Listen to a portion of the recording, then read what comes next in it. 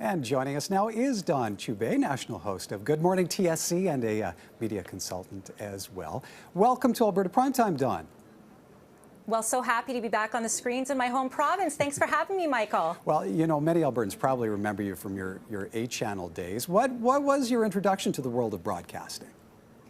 Well, it's funny. It happened pretty much completely by accident. I had a pretty good little run as a jazz singer in Edmonton and would do my normal gigs and released my first CD. And 8-Channel was such a big support by having me come and perform on shows like The Big Breakfast and Wired.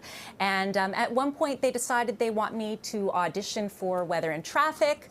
I did. I was absolutely terrible. I had no television experience, but at some point, they had me back for a second audition and figured they could train me, and here we are about 19 years later with, I think, a pretty decent career in television. But yeah, got my start in my hometown and was so grateful for the opportunity. So a career in broadcasting wasn't in the cards initially then? I'm kind of a yes person. It's like I have no idea what I'm going to do, but if you ask me if I can do it, the answer is yes, and then I'll kind of fake it until I make it.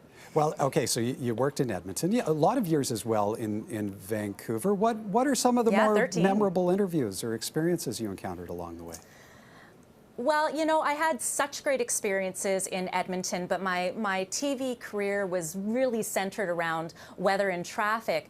When I went to Vancouver, of course, I had that opportunity still as that entryway into the Vancouver market, but eventually I had really tremendous opportunities as the co-host of Breakfast Television, of course, which is a big city TV show, morning show.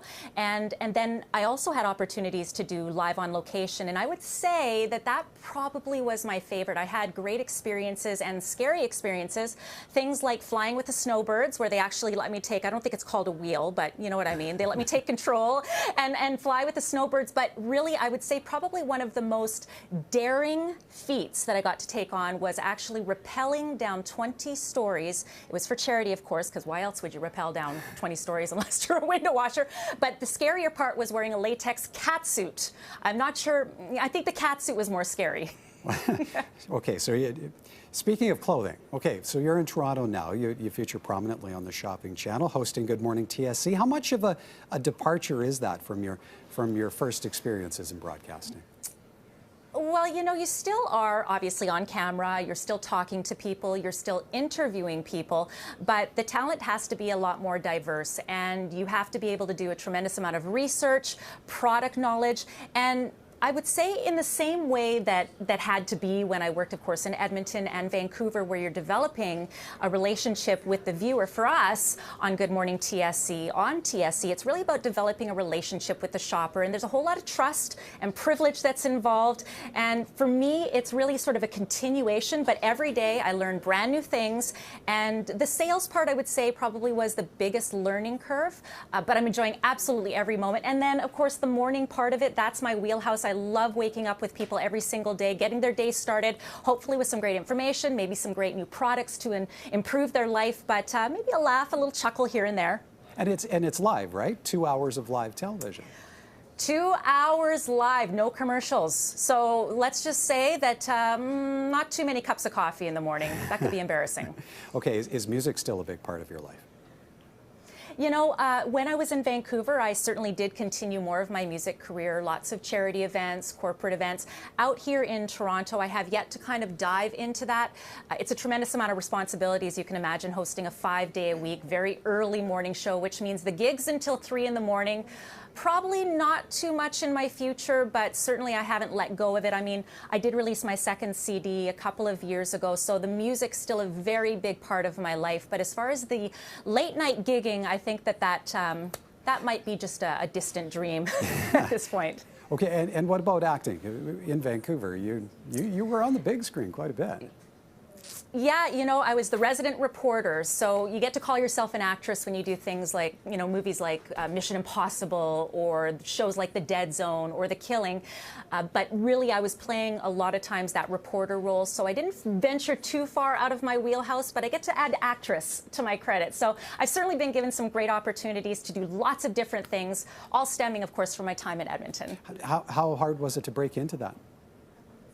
You know, being on television for, well, now I guess close to 19 years, I certainly had a bit of an advantage when it came to being able to be comfortable on camera, but I had to audition just like everyone else. And what's interesting about those reporter roles, and anyone that does them in any market, whether it's Edmonton, Vancouver, Toronto, of course, even Calgary, is you are in a competition with people that are just like you. And the only thing that might be different is hair color, maybe ethnicity, maybe weight. Gender, of course, would be some of the defining factors, but there's a whole lot of talent out there. So, I mean, for me, I have a pretty good list of credits. Was I any better than anyone else? I'm not sure. I probably fit that bill of whatever the director or the casting agent was looking for at the time. So, you know, I had a blast doing it, and certainly it's kind of fun to say I was in a movie with Tom Cruise and Robert Redford and Susan Sarandon. You know, that's pretty fun. Okay, and for folks who aren't comfortable on camera, you're now offering media consulting as well. How did you get into that? Well, it's interesting because, you know, for my years in television, the one thing I started to realize that I was fairly decent at, and certainly stemming from my experience on camera as somebody that would present solo and ad-lib a lot, but I hosted a cooking show, I hosted a real estate show. For me, I learned very quickly that I was able to get people quite comfortable on camera in a very short period of time. And so I thought to myself, well, gee, if I could get someone ready in 3 minutes before we actually go live to air, what would happen if we actually practiced ahead of time? And it's amazing what you can do, from teaching chefs how to do, something that would normally take 20 hours to cook in their restaurant. How can they give that restaurant and that demonstration in a 3-minute segment? Seems like it should be easy with the concept of TV time, when you watch the Food Network, but it is a difficult talent, and to be able to get out things like key messaging in a very organic way. For me, I learned I could do that very quickly, and there's certainly been a market for it, certainly in the lifestyle industry, chefs, personal trainers, real estate agents. I really have a pretty broad base, and for me, I like being able to have that talent that I hope takes me beyond. Certainly television, you always worry about age as a woman, weight, all that kind of stuff, and for me, I wanted something that I could do even when maybe this isn't working so much. Okay, born and raised in Alberta, do you still think of our province as home? Oh my gosh, I usually come back to Edmonton a couple, 3 times a year. My family is still there. I see my mom, I see my dad, my sister, my nieces, definitely. And a real soft spot in my heart, of course, because of the art scene. And that's one of the things that I found to be even superior, I would say, to anywhere that I've been, is the arts and music scene. I really felt that that was a really great opportunity for me, certainly as a performer myself, between musical theater and my jazz gigs, and to know that there are so many great musicians that come out of Edmonton. So do I consider Edmonton home? Absolutely. I look at now the entire country as a national host as being my entire home, of course, as a proud Canadian. But I love Edmonton. Edmonton was so great to me. And I wouldn't have the opportunities that, I have now and that we'll have in the future if it weren't for Edmonton. Well, great to have the opportunity to chat with you this evening, Dawn. Thank you ever so kindly. Well, thank you so much, and hey, Edmonton, love ya. Dawn Chubai, national host of Good Morning TSC, media consultant, and of course, Alberta expat.